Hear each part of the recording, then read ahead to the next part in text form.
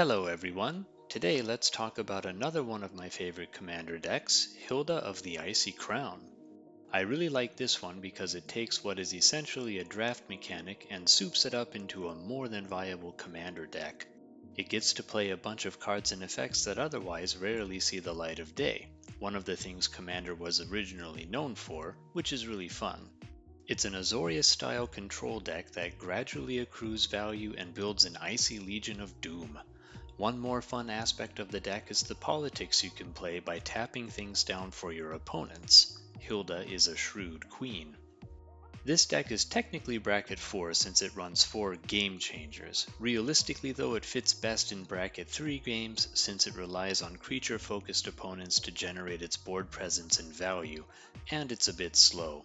Against real bracket 4 decks, this Hilda Paya would get smushed a lot of the time. Something to keep in mind. Now let's look at the cards. Let's go by card type first. Teferi, who slows the sunset, is the lone planeswalker in the deck.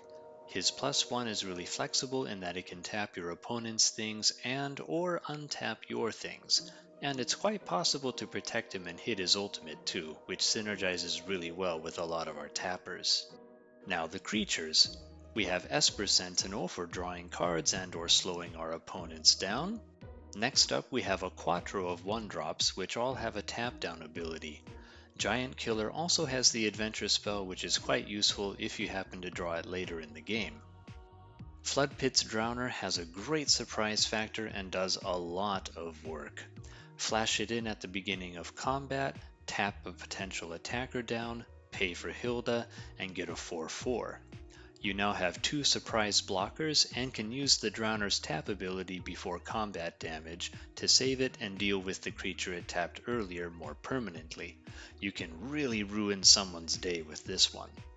Court Street Denizen allows you to chain Hilda triggers together and potentially produce a lot of elementals in one go while locking things down en masse. Dream Shacklegeist gives you 1 free tap per turn, and the 3/1 flying body can be beefed up with Hilda's +1/+1 counters and become quite deadly itself. Elvish Mariner is similar to Court Street Denizen in that it allows you to chain Hilda triggers, generate a ton of card advantage and elementals, and lock things down. Gadwick the Wizened is a great multifunction card. You get a burst of card draw up front and some extra tapping later on. Minister of Impediments is another simple tapper. It's a 3-drop, but the tapping ability doesn't cost mana, which is quite good. Next, we have Zethi Arcane Blade Master, aka Chun-Li Countless Kicks. She really works well with a lot of the instants in the deck, but especially the ones that tap things down, so we can get a lot of Hilda triggers and potentially free attacks. Zethi with Bluster Squall or Cryptic Command is pretty brutal. Danny Pink from Doctor Who is here since he can produce some insane card advantage with Hilda's +1/+1 counters ability. Lossarnach Captain produces more bodies and gives at least 1 free tap per turn. 3/1 first strike is pretty solid too. Sharai of Numbing Depths taps something down and can provide significant card advantage over the course of the game. Timmin Youthful Geist gives you 1 free tap on every turn, and the 3/4 flying body is significant too. Willbreaker is really powerful here since we're targeting stuff a lot. Important to note, if you target a creature with a tap ability, you will gain control of it before the tap ability resolves, which means you will not get any Hilda triggers. Gaining control is usually worth losing the Hilda triggers, but think carefully before deploying this one. Frost Titan is a decent beater that also helps lock things down. And finally we have Junkwinder, which works similarly to Court Street Denizen and Elvish Mariner in that you can chain Hilda triggers and create a ton of elementals in one go. There are only 3 sorceries in the deck. There's Hidden Strings, which can continually tap things down and create a lot of value once it's been ciphered. Borrowing 100,000 Arrows potentially draws a boatload of cards and has a cool name. Solid card all around. And lastly, Split Up is an obvious inclusion, a potential one-sided board wipe for a mere 3 mana. There are 21 instants in the deck, fulfilling a variety of roles. Bluster Squall is one of the best cards in the deck because of its flexibility. It taps one thing down early on to start building up, or taps everything down later on to create a ton of value and a massive attack window. Enlightened Tutor is here to find some of our best tappers like Opposition. More on that in a bit. Icy Blast is another fantastic mass tapping spell that creates even wider attack windows if you have Ferocious, which is very easy given the elementals Hylda creates are 4/4s. Mystical Tutor is here to dig up some of our aces like the aforementioned Bluster Squall, a board wipe, some protection, whatever we need. Pongify and Rapid Hybridization work really well here. They destroy problematic creatures and leave behind a less problematic vanilla 3/3 that we can tap down and continue to get value off of. Swords to Plowshares. I think most of us understand the power and efficiency of this one. If I'm playing white, I'm probably playing this. And we have a newcomer from Final Fantasy. Cloud's Limit Break is very flexible. It hits one creature, a number of creatures, or potentially all creatures at instant speed.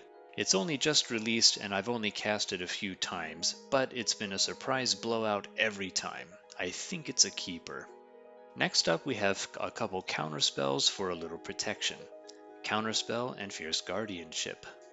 Downpour and Feeling of Dread are efficient multi-tappers that have changed the course of quite a few games. They can create significant value with Hylda while stopping attacks and or opening up large attack windows. Heathline Knots and Plunge into Winter also create significant value with Hylda while stopping attackers or opening small attack windows. Flawless Maneuver, Rootborn Defenses, and Teferi's Protection are here to protect all of our hard work. Rootborn Defenses is particularly good since it populates. 3 mana for an extra 4/4 and making the team indestructible seems pretty good.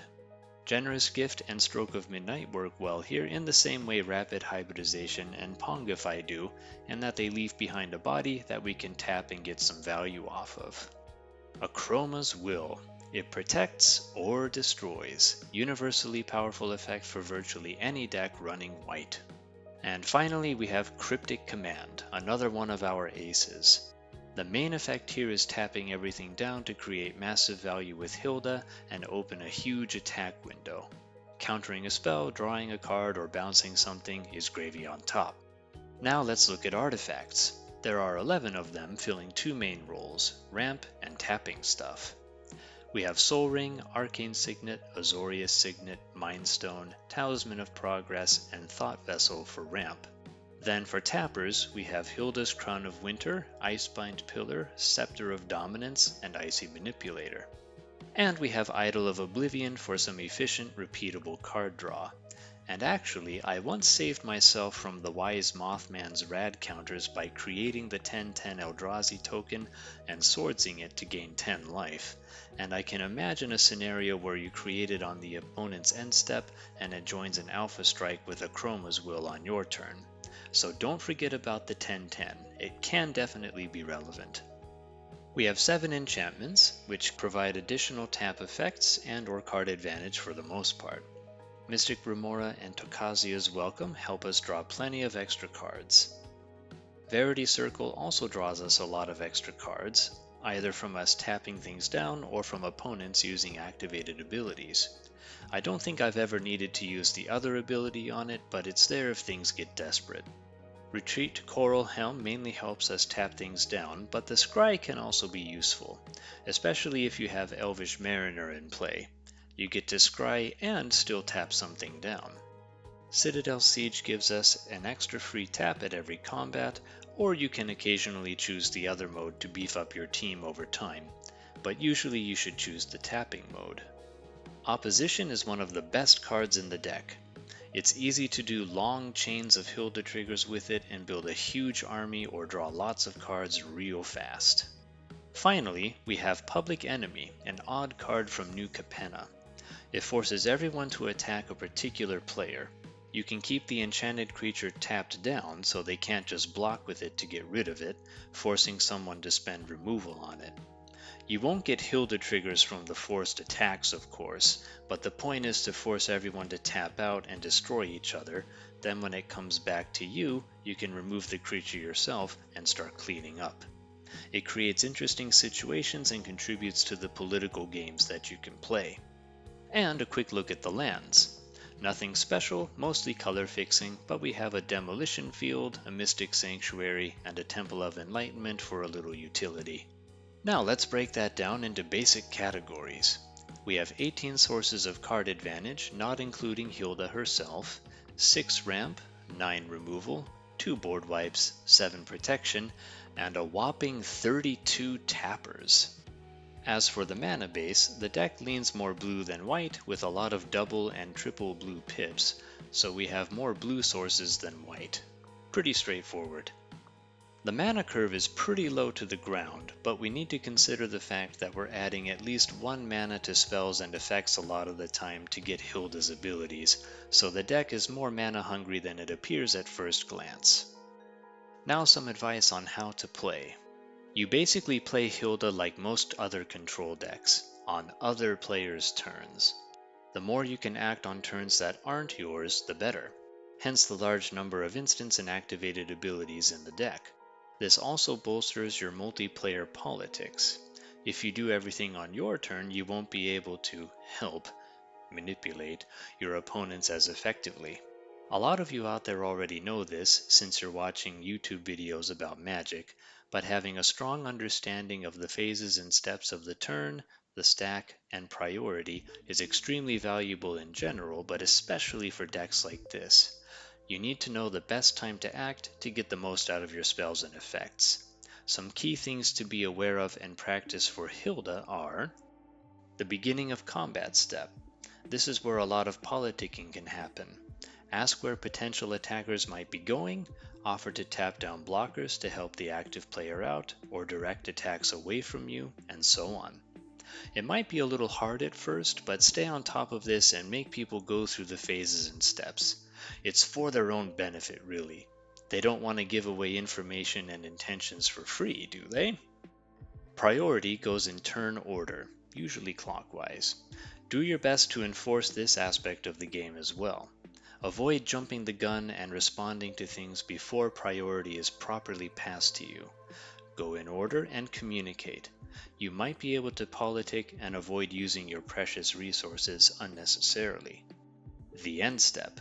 If nothing much happens during a turn cycle, the end step of the person before you in turn order is the last chance to take some actions and get some value. Be careful not to miss it. As far as winning goes, it's pretty straightforward. Build up a team of 4/4s, chip away at life totals when it's convenient, and dig through the deck for Bluster Squall, Cryptic Command, Icy Blast, and a Chroma's Will to punch through and finish everyone off when the time comes. That's all I got. The deck list is linked in the description. I really like Hylda and other commanders that take underwhelming effects or mechanics like this and juice them up so we can play and experiment with little known cards. It makes people pay attention and it's a lot of fun. See you next time!